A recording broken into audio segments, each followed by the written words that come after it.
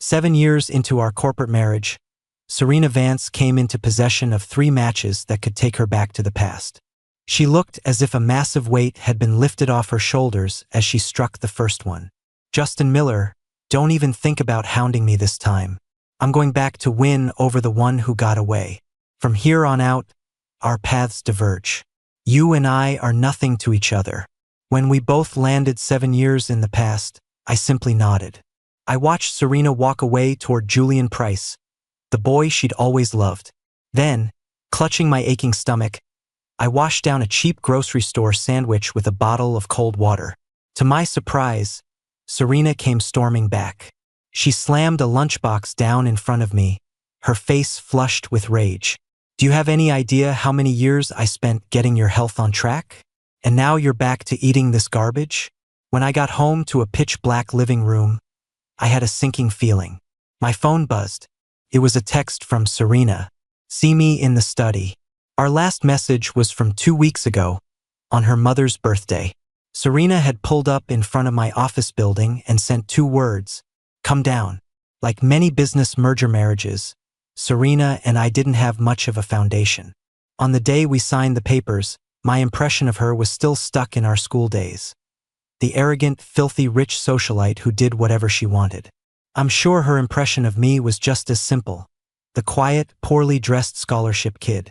Except that poor kid turned out to be the long-lost heir to a massive estate, and I was brought back into the fold just in time to be married off to her. I went from nothing to everything overnight, tied to her by a contract. Serena had a white moonlight, the one who got away. Even after 7 years, his photo sat on her nightstand. I still remember how she once tried to win a smile from Julian by using a fleet of drones to spell his name in the sky, showering the entire campus in rose petals. After the spectacle ended, students scrambled to pick up the discarded flowers from the ground. I picked one up too. The first rose I ever received in my life came from a rich girl's desperate attempt to buy a prince's heart. To her, I was just a background character, an extra in her grand romance. For some reason, though, after Julian moved abroad, Serena never went after him. I changed into my slippers, wondering idly if even loveless marriages hit a 7-year itch. Serena had endured this for 7 years. I figured she was finally going to ask for a divorce. Only a small desk lamp was lit in the study. Serena's expression was unreadable in the shadows. A document sat on the desk, along with 3 completely out-of-place matches. I didn't even look at the document. I instinctively reached for a pen. Where's the pen? I'll sign now. I don't have any issues with the terms. The Vance family lawyers were the best in the industry. I was sure the paperwork was airtight. Sign? Sign what? Serena's voice sounded strange. She pushed the document toward me. Didn't you give me this? Looking at the familiar handwriting on the contract, it suddenly hit me. Neither of us had wanted this marriage. So, on the day we got our license, I had a lawyer draft a divorce agreement. I made 2 copies, signed them both, and gave them to Serena as a wedding gift. She could end the relationship whenever she wanted. I lost my copy years ago. I'm surprised you kept yours in such good condition, I said. Serena stared into my eyes. So, for 7 years you've been thinking about leaving me? She didn't wait for an answer. She picked up one of the matches and struck it. I met a con artist today who told me these were 3 matches that could take me back to the past. If she was telling the truth, then for the first match, I'm going back to get the one who got away. Don't you dare follow me. From now on, we're done. Our lives won't touch. As the match burned out, a wave of dizziness hit me. When I opened my eyes, I was back. Someone held a cupcake out to me. Here. It's like something out of a movie. Serena bought cupcakes for the whole class just so she'd have an excuse to give one to Julian. Seeing that I wasn't moving, the classmates set the cupcake on my desk. The entire classroom smelled like sweet vanilla frosting. The cupcake was beautifully packaged, the box sporting an expensive designer logo. We should thank Julian. Otherwise, we'd never get to taste something this fancy. Hey, Julian, isn't your birthday coming up? What kind of gift did Serena get you? Not far away, Julian Price's ears turned slightly red. He tried to protest that he and Serena were just friends, but the smile in his eyes was unmistakable. So, Serena's first match had brought her back to this day. She and Julian were in that more-than-friends phase everyone knew, but no one had said it yet. Serena had planned to confess on Julian's birthday. But on that day, I found out about my real family and was dragged back to the Miller estate. Then came the engagement, the license, the wedding, and Julian moved abroad, never to be heard from again. Just as Serena hoped, she had returned to the day before our lives became entangled. I smoothed out my old school uniform. It was one of the few decent pieces of clothing I owned, and I wore it year-round. "Aren't you going to eat it?" my desk mate asked. "Do you need a spoon? I have an extra." Julian, looking like he'd found a lifeline to escape the teasing, stood up and hurried over to hand me a plastic spoon. Julian. At that moment, a familiar figure appeared at the door. Serena's chest was heaving, her breath ragged. Seeing Julian standing next to me, her pupils constricted. She marched over to us. "I texted you. Why didn't you answer?" Julian looked startled by her intensity. "What? I haven't checked my phone. Is something wrong?" I thought 7 years of marriage would have made me forget what the teenage Serena looked like. In a school full of trust fund brats, Serena was the rare socialite who wasn't insufferable. She had a sharp, vibrant energy, bold and radiant, yet perfectly composed. Now, this Serena, the one who had traveled back from the future, stole a glance at me. Her eyes lingered on my worn-out uniform for a split second before she looked away. What else could be wrong? She grabbed Julian's wrist and started pulling him toward the door. "We haven't seen each other in hours, and I missed you. Have you eaten? I just finished practice and I'm starving. Come with me?" "But I just had a cupcake." "I don't care. You're coming with me." Their silhouettes faded into the distance. My desk mate rubbed his arms. "God, they're so intense. They aren't even dating yet. Imagine how sickeningly sweet they'll be once they're official." "Hey, you're really not eating that?" I shook my head. "You take it. I have some things to do at the library." This time, Serena didn't want to marry me, and I didn't want to be a pawn for the Miller family again. I still had time. I had to find a way to save myself. I didn't expect to run into Serena and Julian in the library. They were huddled close together, flipping through a book. Serena pointed to a photo in the book and lowered her voice. "This city looks nice. The flowers are beautiful. What if we study abroad here?" Julian made a face and pointed to a different page. "Who picks a school based on flowers? If we're going abroad, I want to go here." This was the quiet study room. Amidst the low hum of students memorizing notes, their voices were soft, but I heard them clearly. I clutched my books and tried to walk past them quickly. But Julian called out to me. They were arguing over which university was better. Julian, catching my eye, stood up and blocked my path. "Justin, settle this for us. Which of these schools looks better?" I hadn't even dared to dream about studying abroad. Not when I was a nobody, and certainly not after I became a Miller. Looking at the two unfamiliar photos, my fingers tightened around my books. "Just drop it." The book snapped shut. Serena leaned her head on her hand, her eyes half-lidded. "Why are you asking him? We're the ones going abroad, not him. Besides," Serena added with a cold sneer, "does he even understand what he's looking at?" The last comment was unnecessarily blunt. I bit my lip, ready to reply, when the girl sitting diagonally across from us spoke up first. "Is going abroad supposed to make you special?" She stood up and began packing her things. "Or is it a crime to not be obsessed with it?" I remembered her, Leah Sterling, the top student who was here on a full ride. She was quiet and kept to herself. I'd only ever exchanged a few words with her. The next time I'd hear her name after graduation, I would be climbing the ranks at Miller Corp, and she would be a world-renowned tech mogul. Leah brushed past me and walked out, leaving a trail of tension in her wake. Julian finally realized how awkward things were.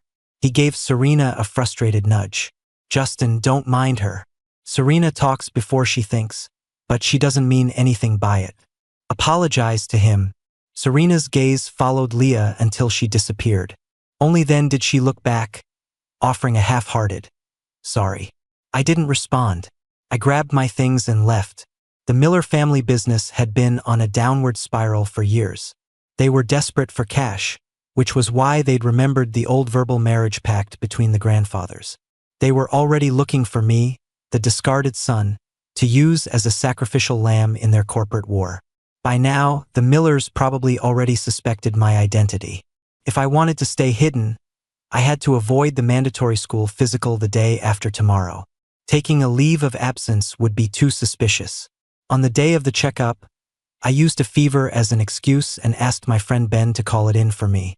But nothing was ever that simple. Soon after, I got a text from the teacher. A fever wasn't a big deal, he said. He suggested I come in just to finish the basic paperwork. I'll send a student to pick you up. Just wait downstairs. My heart began to race. I changed my clothes and went down, my mind spinning with desperate thoughts. Maybe Serena's first match had been a waste. I couldn't escape this on my own. Unless Justin Miller. Serena came running toward me. I stared at her, dazed, before I felt the back of her hand pressed against my forehead. You don't have a fever. Her chest was still heaving from the run. We were so close I could feel the warmth of her breath against my jaw. Serena stepped back, her expression complicated. Then why didn't you show up for the physical? Her tone shifted. Did you come back, too? So, Serena hadn't realized I'd traveled back with her. My phone rang. It was the teacher calling to check on me. Serena, did you find Justin? You can't go into the guy's dorm, so I'll send someone else. The checkups have started, don't let him be late. Serena answered without missing a beat. It's okay, Mr. Henderson. I found him. His fever is really bad, I'm taking him to the hospital right now. She hung up, grabbed my wrist, and pulled me toward a secluded area of the campus. Her grip was so tight it hurt. She stopped abruptly. Why didn't you go? You know the Millers are looking for you. Don't you want to go back and be the young master of the Miller estate? I had thrown on a random jacket before coming down. I laughed. And you? Do you want me to go back? Julian said if you confessed on his 20th birthday, he'd say yes. That's only a few days away. If I'm found by the Millers now, you and he will end up exactly like last time, you in an arranged marriage and him moving across the ocean. I rubbed my wrist behind my back. Serena, don't tell me you came here because you were worried about me being sick. We rarely spoke face to face like this. You came here to stop me from going to that physical, didn't you? Serena's face turned pale for a moment. She let out a dry laugh. Yeah. So, should I expect a thank you? Thanks for not hounding me this time? For stepping aside for Julian and me? You're welcome, I said flatly. That seemed to make her even angrier. The harsh words were over, and we stood there in a tense silence. I pulled my old jacket tighter and coughed. I was actually starting to feel a bit cold. Don't worry. I'll do my best to avoid the Millers until after you've confessed. I hope you both get what you want this time. I hope you're happy forever.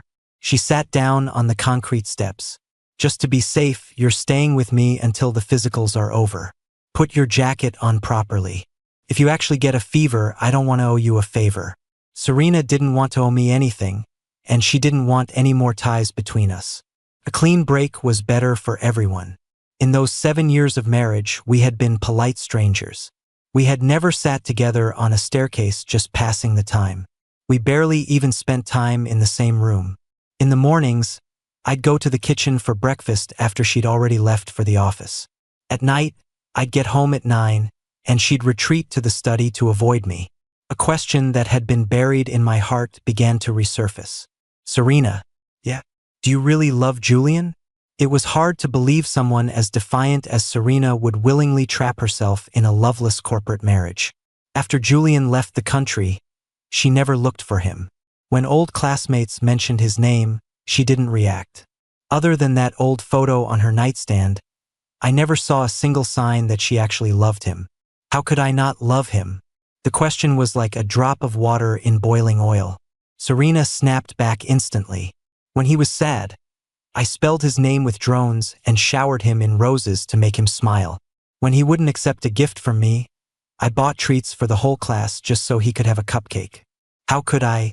Serena suddenly stopped. Her face went through a kaleidoscope of emotions.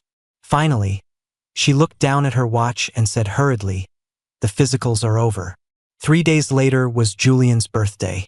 As the only son of the Price family, Julian was the quintessential golden boy. His 20th birthday was a massive affair. The whole class was invited, and several buses were rented to take everyone to the venue. I didn't plan on going.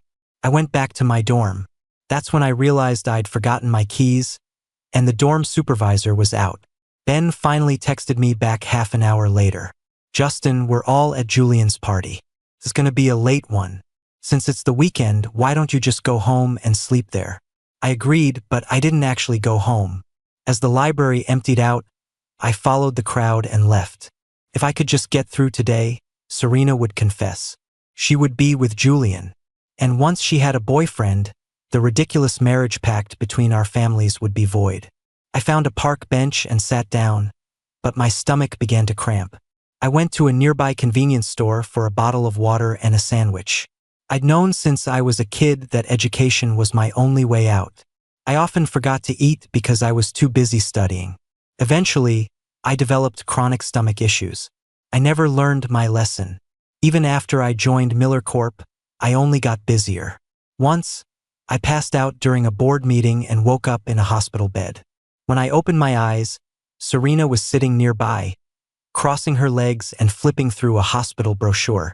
"Sorry for the trouble," I'd croaked. Serena nodded. "It was a huge hassle.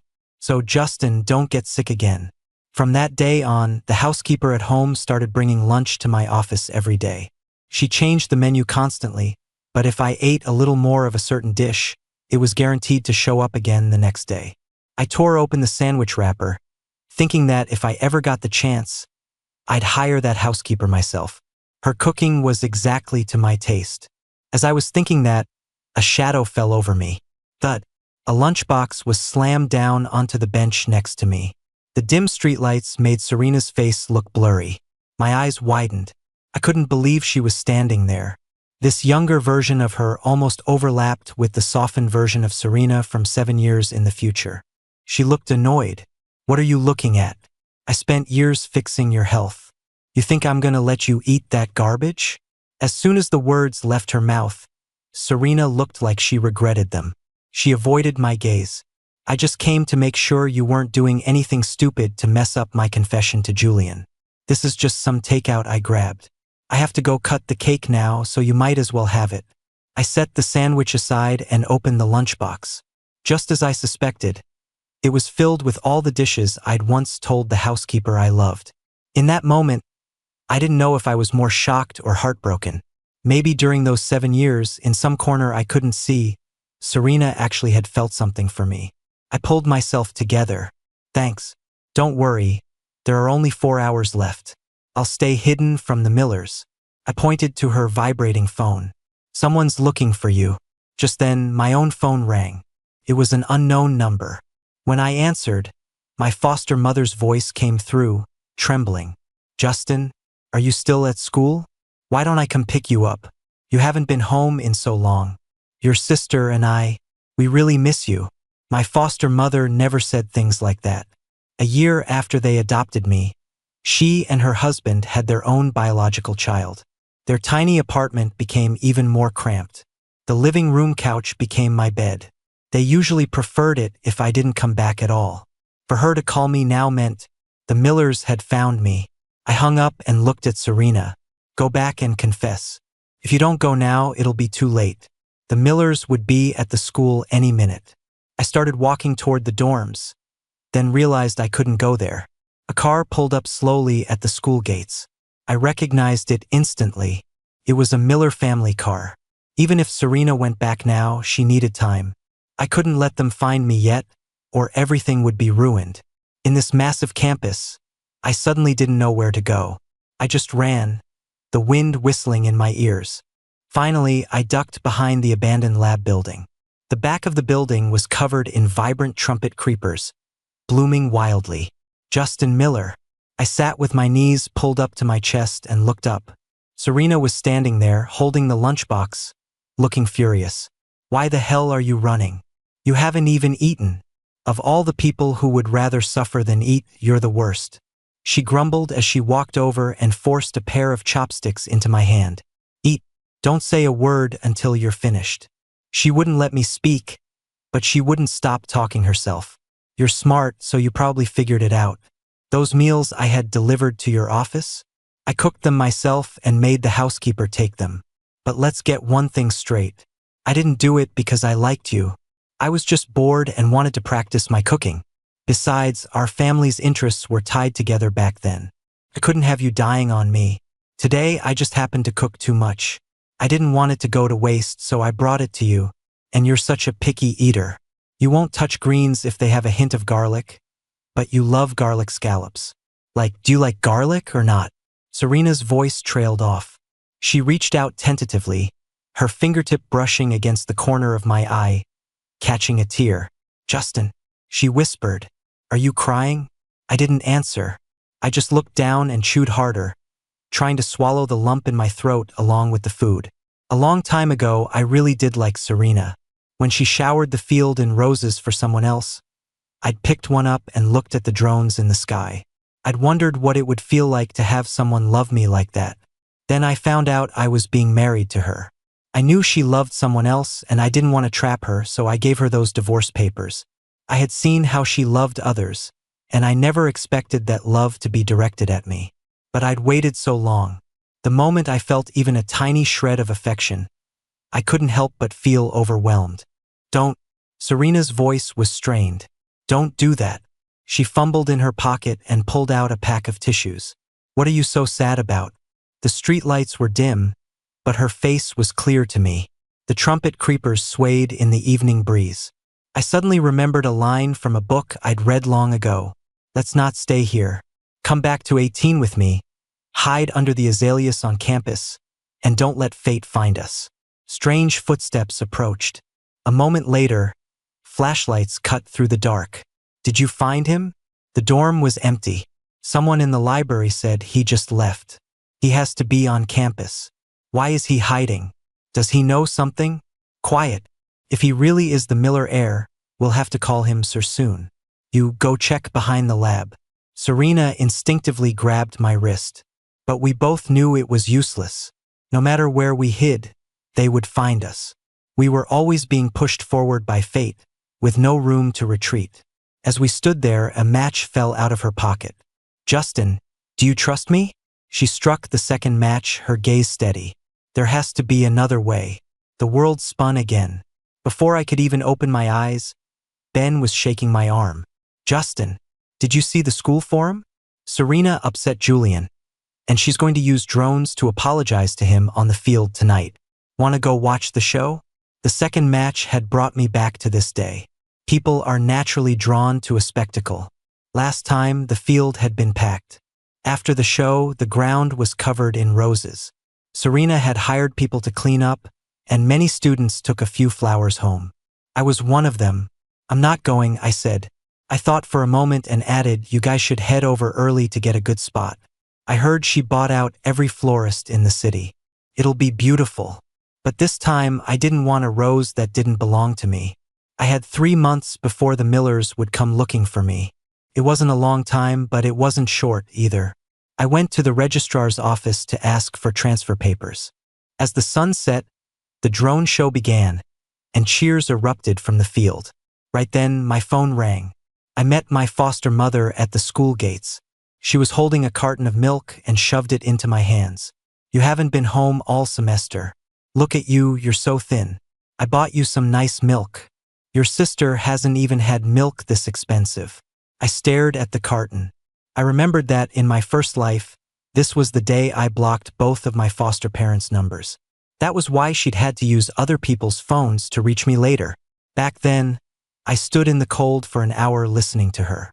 She'd used a lot of flowery words, but the gist was, I was an adult now, I should start supporting the family, I should give my scholarship money to my sister, and I shouldn't be so selfish as to spend money on myself. This time, I handed the milk back. Her face hardened. Justin, what are you doing? I bought this specifically for you. Do you know how much your sister? I'm allergic to dairy. She shut up instantly. Also, if you came here for my scholarship money, don't bother asking. I looked her straight in the eye. I'll pay you back every cent you spent raising me eventually. But that's it. Don't expect anything else. I wasn't going to let them bleed me dry anymore. You ungrateful brat, she hissed, her fake smile disappearing. I don't want your money.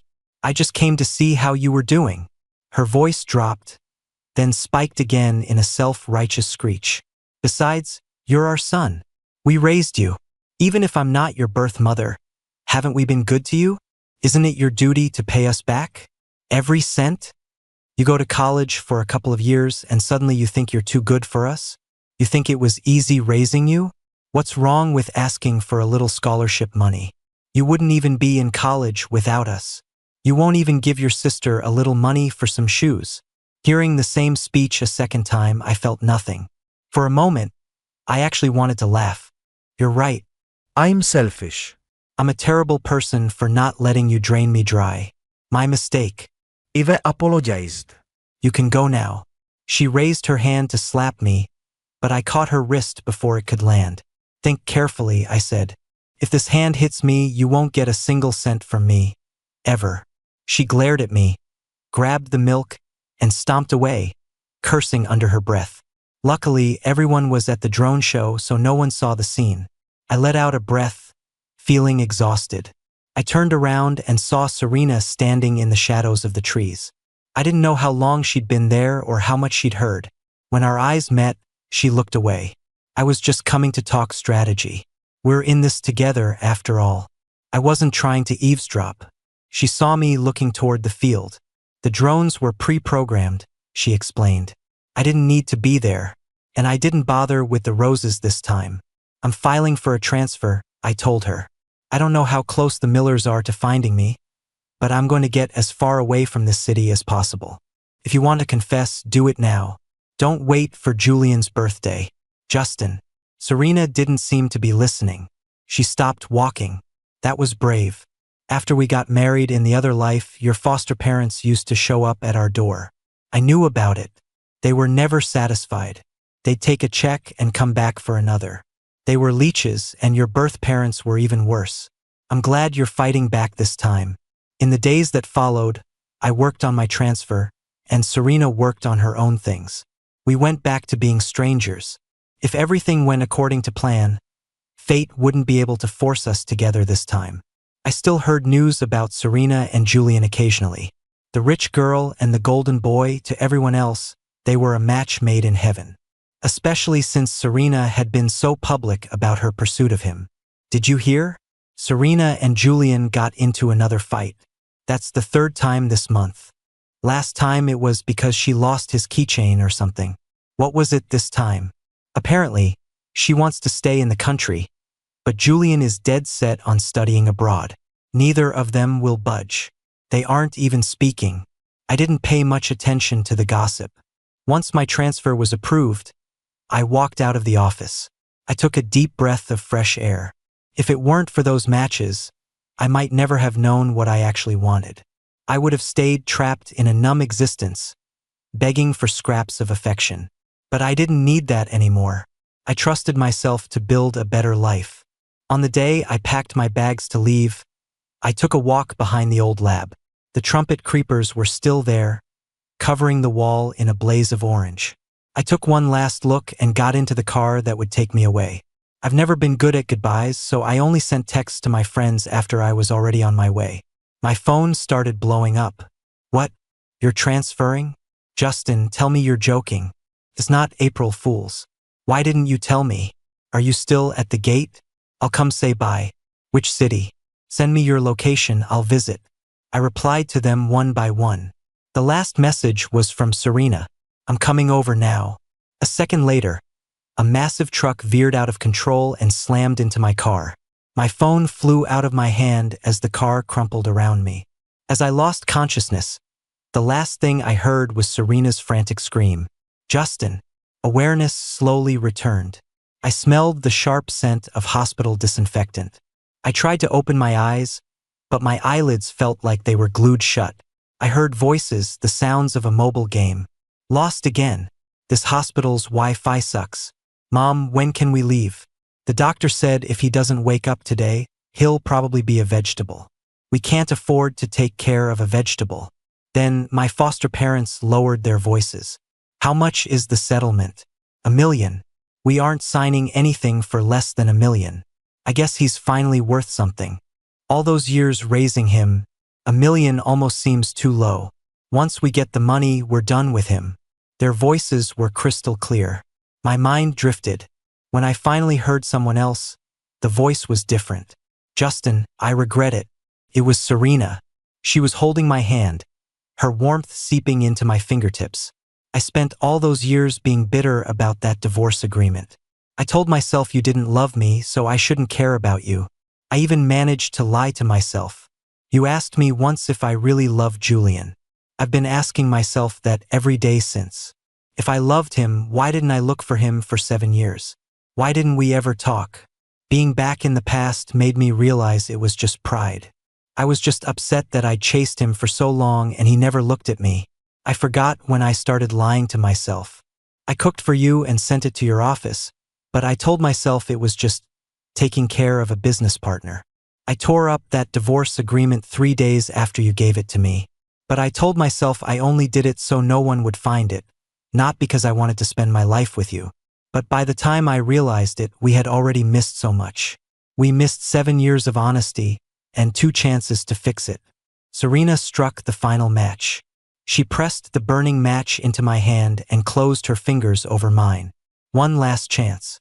Justin, where do you want to go? I'll go with you. The sound of crickets filled the air. I slowly opened my eyes. Serena was still clutching my wrist. She looked around, her eyes wide with shock. A flashlight beam cut through the darkness, illuminating us and the wall of trumpet creepers behind us. Found them. They're over here. This time I didn't run. I stepped out into the light. I was done hiding. The Miller family's security team surrounded us. Mr. Miller, someone would like to see you. Everything after that followed the script. The DNA test, the meeting with my birth parents, the talk about the old marriage pact, the pressure to marry into the Vance family. Serena Vance is in love with someone else, my father said, tapping the desk. That doesn't matter. Justin, only a merger with the Vances can save this company. You're our only son. This business will be yours one day. Can you really stand by and watch everything we've worked for go up in flames? We've looked into your past. Your foster parents were terrible to you. We promise, if you agree to this marriage, we'll make it up to you. I looked at them, my expression cold. And if I refuse, using a long-lost son's happiness to save a sinking ship and protect billions in assets, it was a bargain for them. My father's face darkened. He slammed his hand on the desk. What do you have to be unhappy about? You think we don't know what kind of life you lived with those people? Marrying Serena is a luxury. We're handing you a perfect life on a silver platter. The argument lasted until past midnight. When I finally walked out of the Miller estate, everyone's attitude had shifted. The butler bowed as he opened the car door. Sir, your room is being prepared. I'll take you back to the school for tonight. Serena was waiting for me on campus. She was sitting on a bench, swathes of mosquitoes buzzing around her. When she saw me, her eyes lit up. You're back? Did they give you a hard time? Before I could answer, she looked down and kicked a pebble. After the Millers took you, I went to see Julian. We talked. I realized I was just obsessed with winning, and he didn't really love me, he just liked the attention. I don't know how much you heard when you were in that hospital bed, but I want to say it again. Somewhere in those 7 years, I fell in love with you. You're a good man, Justin. It was inevitable, but I kept lying to myself. If we can't change the marriage, I just want to know, can you give me another chance? I still remembered that rose I picked up from the field years ago. I put it in a vase and watched it bloom for a week. When it started to wilt, I couldn't bear to throw it away, so I dried it and kept it on my desk where I could see it every day. I looked at her and said, I loved you once too. That rose represented all my hidden feelings, the version of me that was too insecure and afraid to speak the truth. But I didn't need that rose anymore. After facing the pressure from both my biological and foster families, I had found my courage.